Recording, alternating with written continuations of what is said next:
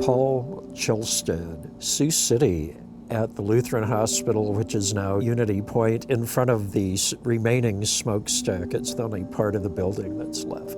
I'll paint anything they let me paint. Yeah. I don't think it was ever really much on my mind. And it's like,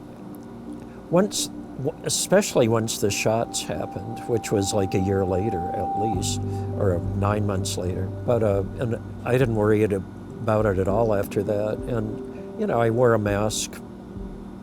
I'd go to friends with a mask on, so it really didn't interfere with anything. I just wore a mask. Do you remember when you started doing that? I didn't get any work done. I mean, socially, it wasn't interfering with anything. But it was like, oh, great, I have this wonderful opportunity to do whatever I want. And I just wasn't creatively productive. I love to cook. Cooking, I probably ate really well.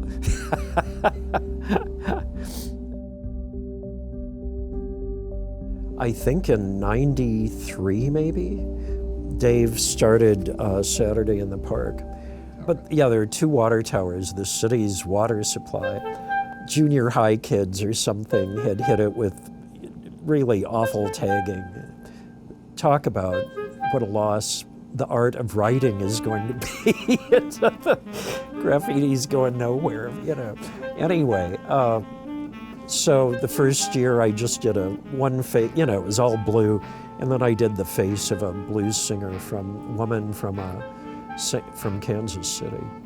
And that was the beginning. And then after that, I started doing the logos of every Saturday in the Park. And then it became an opportunity for people to do graffiti. I painted in 20 also. There was a Martian playing an instrument, and I did a mask from next door at Sioux City Gifts. They had SITP on a black mask.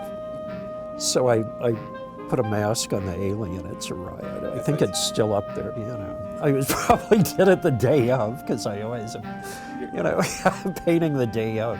So I probably did it the day that it would have happened on or something. There were crows and there was a scaffold usually, and I was up next to this tree, and this crow was trying to learn to fly, and it was a disaster. The crow was having problems, and the crows would meet after, and they would be like, "Oh my God, that kid is never gonna." It was so funny, but they were so community oriented, and they just, you knew they were talking about this flying disaster, and this kid's got to straighten up and fly right. It was a riot.